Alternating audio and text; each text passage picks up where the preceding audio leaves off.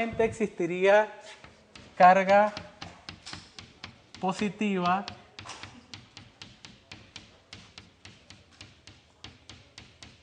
en la superficie externa del conductor, tal como este ejemplo, que no hay ni carga neta ni carga en cada punto de esta superficie. No, si se cumple Gauss, no habría ni carga neta en esta superficie ni carga en cada punto. Si no hay carga, si se cumple la ley de Gauss, y si no hay carga en cada punto de la superficie interna, no va a haber carga en la esfera conductora, porque la esfera conductora pasó a ser parte de la superficie de la cavidad. ¿Me van siguiendo? Si la esfera pasó a ser parte de la superficie de la cavidad, y si la superficie de la cavidad no tiene carga, entonces la esfera no tiene carga. Lo que hizo Faraday fue sacar la esfera y ver si estaba cargada o no. ¿Y qué vio? Que no estaba cargada. Y al probar que no estaba cargada, probó este caso, y probó la ley de Gauss. Hay un párrafo en el libro donde eso está explicado. Vayan a ese párrafo. Traten de leerlo otra vez y de nuevo, si tienen algún problema, con mucho gusto yo volveré a explicárselo. Ahora empieza una serie de cuestiones tecnológicas interesantes, interesantísimas. Una es una versión moderna del experimento de Faraday, que es la siguiente. Tengo dos esferas conductoras. Dos esferas conductoras. Entre ellas conecto un aparato que se llama electrómetro, que lo que sirve es para medir flujos de carga eléctrica sumamente pequeños. Es decir, alguien que trabaje en un laboratorio en física, en donde tenga que medir flujos de carga sumamente pequeños, utiliza un aparato que se llama electrómetro. ¿Cómo lo conecta? Lo conecta entre estas dos, de nuevo son una esfera conductora, otra esfera conductora, y entre ellas conecta el electrómetro. Aquí está un cable, aquí está el electrómetro, y esto va así y se conecta allí, o conecta entre las dos. Y ahora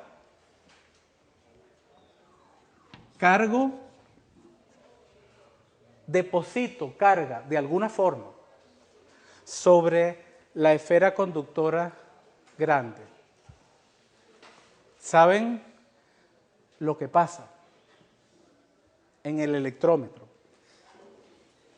El electrómetro tiene una escala y este es el 0. Cuando yo añado carga acá,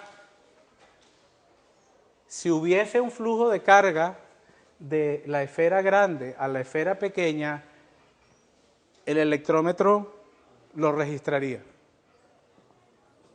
Y ese experimento se ha hecho con electrómetros muy sensibles y no hay flujo de carga de la esfera grande a la esfera pequeña.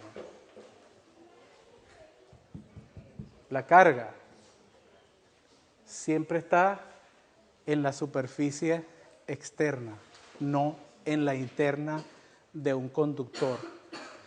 Aunque yo le ponga a la esfera grande mucha carga, no pasa nada hacia la esfera pequeña. Eso también está comprobando la ley de Gauss.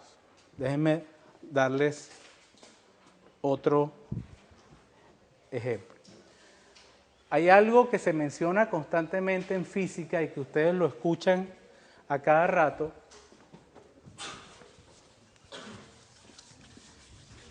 que son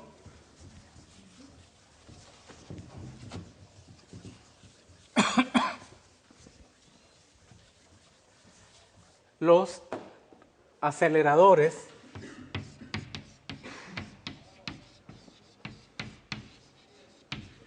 de partículas.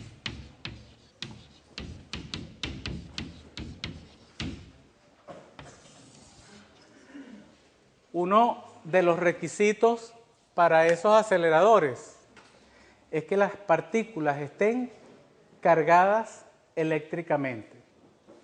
Si no, no pueden ser aceleradas. Porque lo que acelera las partículas en un acelerador de partículas son campos eléctricos. Fuerza es igual a ¿qué cosa? A la carga por el campo. Si yo someto una carga a un campo, esa carga siente una fuerza, una aceleración, una velocidad, cambia su vector posición. Un acelerador de partículas necesita un campo eléctrico. Ahora, si yo quiero hacer experimentos en física nuclear, necesito aceleraciones grandes para yo poder llegar a penetrar el núcleo de los átomos y para poder hacer estudios de física nuclear. Si yo necesito aceleraciones grandes, velocidades grandes, necesito fuerzas grandes, o sea, necesito campos eléctricos grandes. Uno de los principales problemas que se presentó al comienzo del desarrollo de los aceleradores de partículas era crear campos eléctricos con instrumentos o aparatos que fuesen seguros. Porque si yo, digamos, todos sabemos que yo puedo producir en el espacio un campo eléctrico a partir de una distribución de carga. O sea, una determinada distribución de carga produce un campo eléctrico. Pero si yo quiero un campo eléctrico muy intenso, por lo tanto una carga muy grande, a lo mejor el yo tratar de acumular esa carga en una región del espacio, eso me trae muchos problemas de seguridad. Pueden haber descargas eléctricas, etcétera, etcétera. Uno de los principales problemas es crear campos eléctricos intensos, confiables, donde haya seguridad. Eso se hace, el principio físico, yo no les estoy diciendo cómo es la parte experimental tecnológica, la tecnología es compleja. O sea, la implementación de esto es complejo, pero el principio es sencillo. El principio es un casco, yo estoy llamando esto casco, un casco esférico. De nuevo, un conductor con un hueco, un conductor con una cavidad, superficie externa, superficie interna. Y yo lo que hago es, por algún mecanismo tecnológico, que generalmente es una banda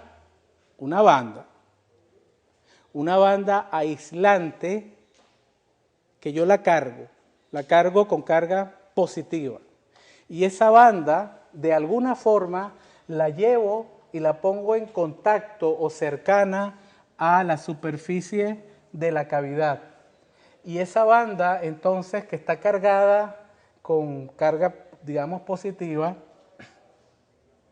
va a cargar desde adentro a la superficie interna de ese casco. Pero ¿qué va a pasar con esa carga cuando es depositada sobre la superficie interna del casco? ¿Hacia dónde se va a ir? Hacia afuera, porque eso es lo que hemos aprendido. Si yo meto la carga aquí, se va a ir hacia afuera. Si la pongo acá, se va a ir hacia afuera. Entonces, esto lo que pasa es que estamos hablando de esta configuración esférica, que con estas configuraciones esféricas se prueba que yo deposito la carga acá, no la deposito en el interno, pero por Gauss se va hacia la superficie externa. Y alguien anteriormente me dijo de dibujar la superficie gaussiana fuera. ¿Se acuerdan? Y que concluimos que si yo la dibujaba afuera, iba a existir un campo eléctrico. En las cercanías, por afuera de este casco, se pueden generar campos eléctricos sumamente intensos. Y eso se logra con esta configuración de casco. Y esos campos, entonces yo los puedo utilizar en estos aparatos que se llaman aceleradores de partículas.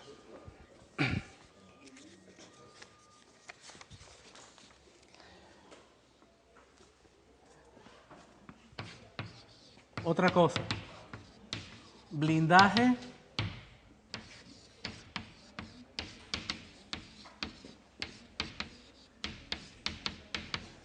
electrostático. Y esto lleva a el comentario que hice en la clase pasada, de que el lugar más seguro para estar cuando haya una tempestad es dentro de un automóvil. El automóvil es metálico. O sea que es, ¿qué cosa? Un conductor con un hueco. El automóvil es un conductor con un hueco.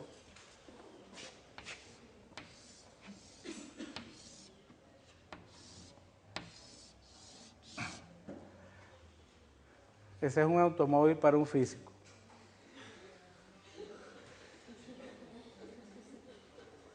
Así de simple, un conductor con un hueco. Eso es lo que es un automóvil. Y bueno, unas ruedas y una cosa. Pero básicamente, a efectos de sobrevivir en una tormenta, lo que piensa el físico, el automóvil es un conductor y con un hueco. ¿Ah? Sí, tiene los aislantes y todas esas cosas. Vamos a suponer, ¿se acuerdan del ejemplo aquel que yo tenía un campo eléctrico uniforme en todo este espacio, que son líneas paralelas? Bueno, vamos a meter esto en un campo eléctrico uniforme. Una de las líneas, digamos, muy lejanas, va así, por acá, y muy lejana, por allá, va así. Por aquí van líneas.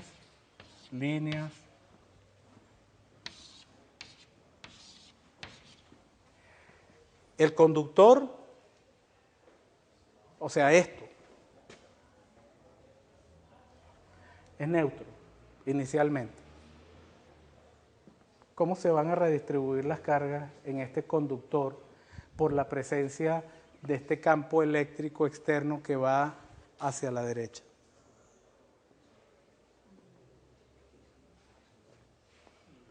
El conductor es neutro, pero tiene electrones y tiene carga positiva. Y la suma de ambos hace que la carga neta sea 0. La carga negativa que tenga ese conductor, sus electrones, ¿hacia dónde va a tender a moverse? Hacia la izquierda. ¿Y la positiva? Vamos a tener esto. Pregunta. Los electrones se mueven, tienden a moverse hacia acá y la carga positiva tiende a quedarse de este lado. ¿En qué superficie? ¿En la superficie interna o externa? Externa.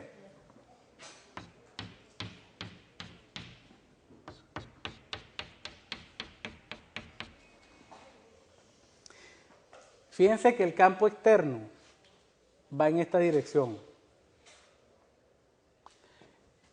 El campo que produce estas cargas y estas cargas, como un plano de cargas positivas y cargas negativas, ¿hacia dónde va? Cuando yo separo, separo las cargas negativas de las cargas positivas, son como planos de carga positiva y carga negativa. Estos planos de carga, si yo les dijera a ustedes, esos planos de carga, ¿en qué dirección producen campo eléctrico? Por ejemplo, este plano de cargas positivas, ¿hacia dónde? Hacia allá. Y este plano de cargas negativas aquí, hacia allá.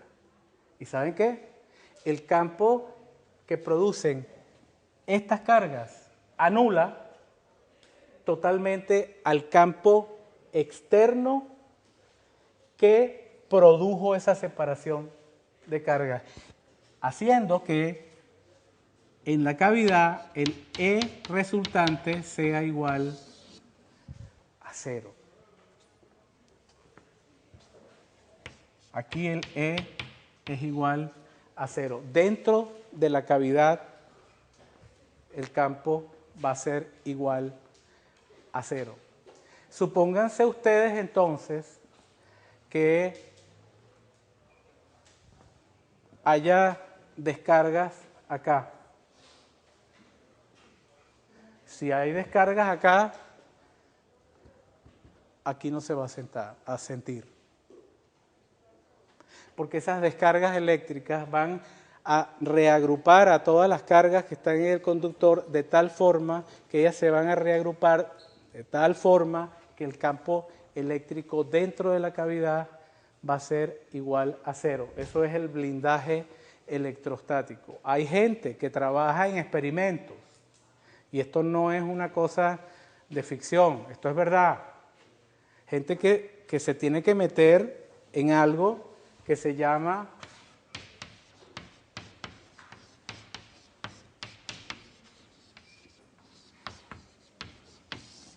la jaula de Faraday, lo cual hay muchas películas que han salido últimamente relacionadas con esto de la jaula de Faraday, que efectivamente uno se mete dentro de esos sitios, de esas cajas, de esos conductores con cavidad, y uno no va a sentir campo eléctrico.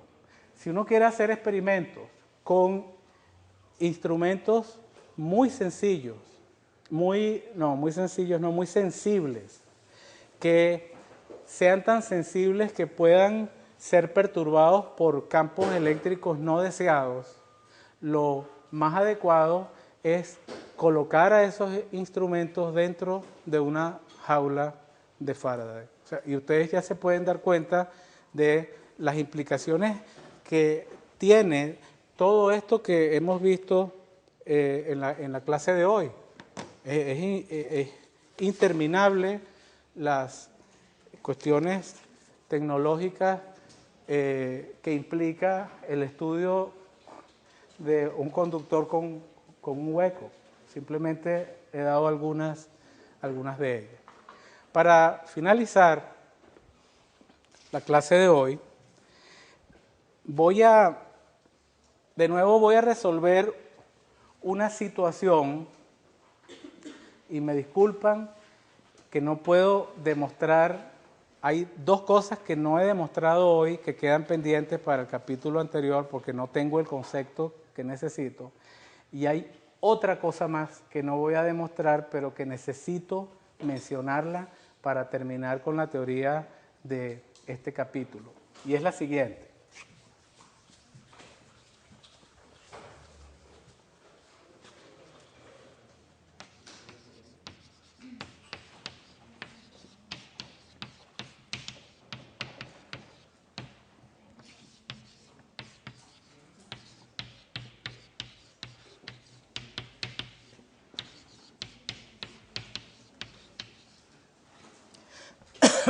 Perdón.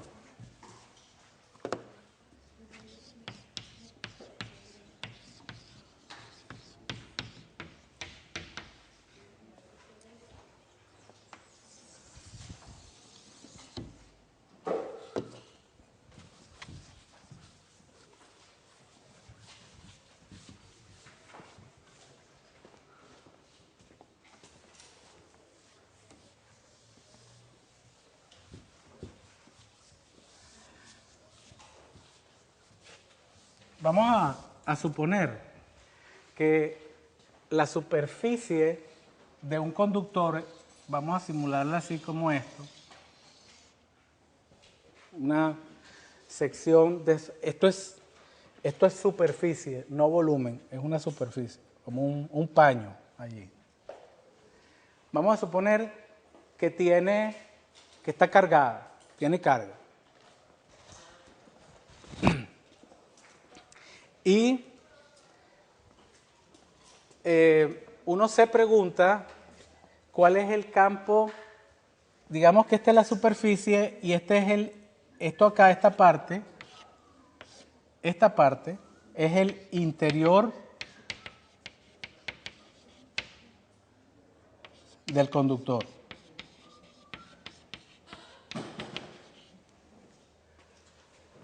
Sabemos que en el interior del conductor, en condiciones electrostáticas, ¿cuánto vale el campo? 0, acá, en el interior. Esta es la superficie. Esto de aquí para allá son los puntos externos. Acuérdense, digamos, que esto está cargado positivamente. Hay puntos dentro para el cual el campo es 0, pero hay puntos fuera, por ejemplo, todos estos, y digamos todo lo que está alrededor, pero específicamente a mí me interesan los puntos que están cercanos a la superficie del conductor cargado, pero por fuera. Entonces, esta parte es una parte acá que tomé de la superficie. Y yo quiero ver cuál es el campo, la magnitud del campo en un punto muy cercano, o sea, por ejemplo, en un punto acá. Capítulo 23.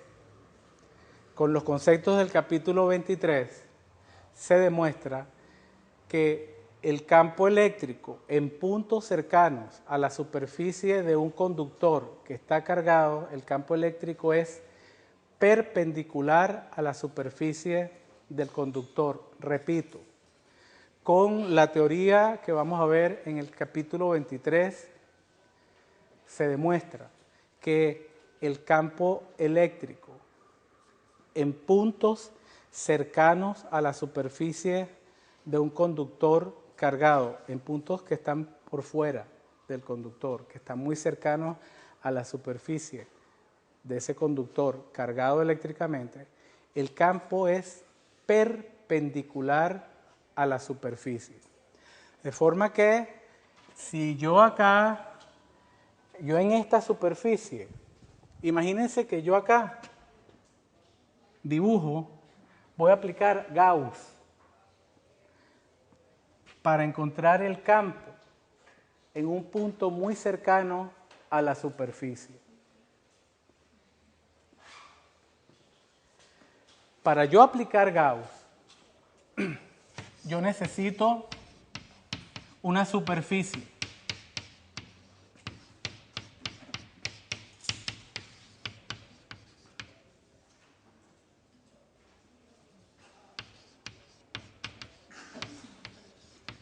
Una superficie cerrada. Y tiene que ser una superficie cerrada conveniente para que yo pueda calcular el campo eléctrico. Esta es una de las primeras veces que estamos tratando de usar la ley de Gauss para obtener un campo eléctrico. Campo eléctrico en un punto muy cercano a la superficie de un conductor que está cargado. Capítulo 23 me dice que ese campo eléctrico es perpendicular a la superficie. O sea, la superficie acá es esta. El campo eléctrico acá sería así. La superficie aquí sería esta y el campo eléctrico en un punto cercano a esa superficie sería así. Y si me voy por toda la superficie en esta superficie, el campo eléctrico en un punto cercano, de nuevo, por fuera, va a ser perpendicular a la superficie. ¿Por qué lo estoy poniendo perpendicular hacia afuera? Porque es positiva. Entonces, por eso es que la estoy poniendo perpendicular hacia afuera. Nosotros, como dije, el viernes vamos a resolver el problema.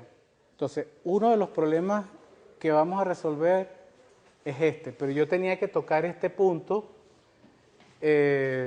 como punto teórico porque el viernes no vamos a tener filmaciones y entonces me pusieron la acotación de que yo tengo que dar la teoría. Entonces, yo he terminado con la teoría del capítulo 22. Entonces, el viernes vamos a hacer problemas incluyendo cuánto vale ese campo. Ya sabemos que por el capítulo 23 es perpendicular, pero aplicando Gauss vamos a encontrar cuánto vale ese campo eléctrico, la magnitud. Gracias.